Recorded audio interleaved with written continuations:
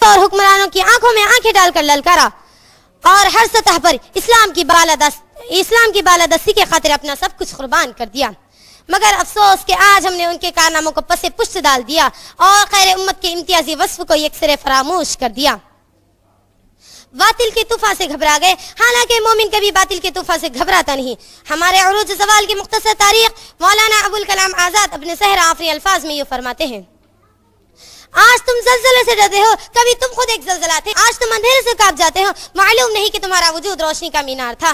ان بادلوں نے جب آسمان سے پانی برسایا تو تم بھگ جانے کے خدشے سے اپنے پنچ جھڑا لیے۔ وہ تمہارے باپ دادا تھے جو سمندروں میں اتر گئے، پہاڑوں کی چھاتیوں کو اندر ڈالا، بجلیاں چمکی تو مسکرا دیے، بادل گرجے تو قہقہوں سے ان کا جواب دیا، آندھی آئی تو ان کا رخ پھیر دیا، سلسلہ اٹھی تو کہہ دیا کہ جاؤ یہ تمہارا راستہ نہیں۔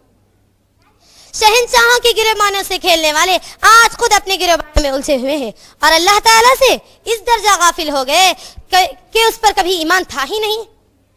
یہ ایک مسلمہ حقیقت، محترم سامعات، یہ ایک مسلمہ حقیقت ہے کہ مسلمان بزدل ایمان ذلت دونوں ایک جگہ جمع نہیں ہو سکتے، مگر آج ہم ایمان کے دعوے دار بھی ہیں اور ذلت اور رسوائی سے دوچار۔ اس کی اصل وجہ یہ ہے کہ ہمیں اپنی ذمہ داریوں کا احساس نہیں رہا۔ آج مسلم معاشرے کو دیکھ کر آنکھیں خون کی آنسو بہاتی ہے، دل مضطرب و بے چین ہو جاتا ہے کہ جس قوم کو انسانیت کی رشد و ہدایت کے لیے وجود بخشا گیا، آج اسی قوم پر جمود و تعطل طاری ہے۔ معاشرے میں شرک و بدعت کے خلاف آواز اٹھانے والی قوم، آج اس قوم کے اندر ہی ہمت نہیں رہی، جبکہ رسول صلی اللہ علیہ وسلم کا ارشاد ہے: من رأى منكم منكرا فليغير بيده وإن لم يستطع فبلسانه وإن لم يستطع فبقلبه ذلك أضعف الإيمان، رواه مسلم۔ یعنی جب تم میں سے کوئی خلاف شریعت کام دیکھے تو ہمارا سب سے پہلا فرض یہ بنتا ہے کہ اس کو اپنے ہاتھ یعنی طاقت سے روکے۔ اگر وہ اس کی استطاعت نہیں رکھتا تو اس کا دوسرا حق یہ بنتا ہے کہ وہ اپنی زبان سے روکے۔ اگر اس کی بھی استطاعت نہیں رکھتا تو پھر ایمان کا ادنا حصہ یہ ہے کہ وہ اپنے دل میں اس کام کو برا جانے۔ اس فرمان رسول کی روشنی میں ہمارے اسلاف و اکرام نے باطل افکار و نظریات کے سامنے اپنی قوت کا استعمال کیا۔ بالکل اسی طرح آج بھی اس دین کی اشاعت کے لیے ہم نوجوانان اسلام کے لیے ضروری ہے کہ دعوت حق کے لیے شبان اسلام ہونے کا بھرپور بھروسہ دے اور نیز ثابت کر دے کہ ہم پھول بھی ہے تلوار بھی ہے، یا بز میں جہاں مہکائیں گے یا خون میں نہا کر دم لیں گے۔ ہم پہاڑ ہے اور چٹان ہے، خش و خاشاک کی طرح بہنے والے نہیں۔ عالم برداران اسلام، ذرا غفلت کی چادر اتار کر اپنے گریبانوں میں منہ ڈال کر سوچو، آخر یہ تباہیوں کے بادل ہم پر کیوں؟ آخر مسلمانوں ہی کی عزت و ناموس خاک و آلودہ کیوں ہو رہی ہے؟ آج پوری دنیا اسلام ہی کو صفحہ ہستی سے مٹانے کے در پہ کیوں ہے؟ گنوا دی ہم نے جو اسلاف سے میراث پائی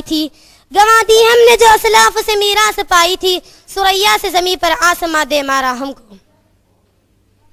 اے غیور مسلم نوجوانوں، ذرا غور کرو، جب قوم کی کشتی گرداب میں تھی تو تم روشنی کا مینار تھے، جب قوم کے قدم ڈگمگا گئے تو تم اپنی جگہ چٹان کی طرح کھڑے تھے، جب قوم کی رگوں کا خون منجمد ہو چکا تھا تو تمہارے سینوں میں زندگی کے ولولے کروٹیں لے رہی تھی۔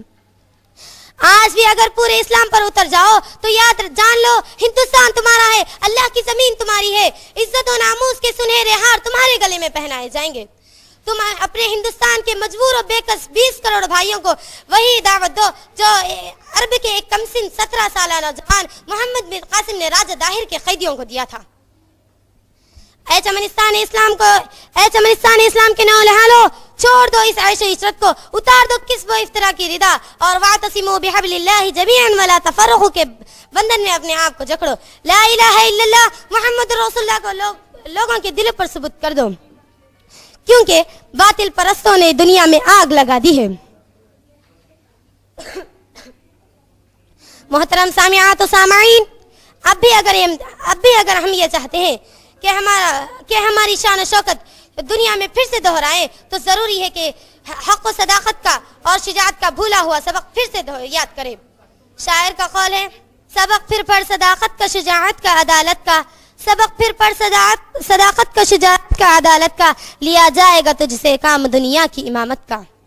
آخر میں اللہ تبارک و تعالیٰ سے دعا ہے کہ اللہ تعالیٰ ہم کو کہنے والوں کو کہنے سے زیادہ اور سننے والوں کو سننے سے زیادہ عمل کرنے کی توفیق عطا فرمائے اور دین کے لیے کمر بستہ ہو کر دعوت دین میں کام انجام کرنے کی توفیق عطا فرمائے. آمین ثم آمین. وآخر الدعوانا والحمد للہ رب العالمین وما علینا الا البلاغ المبین. والسلام علیکم ورحمۃ اللہ وبرکاتہ.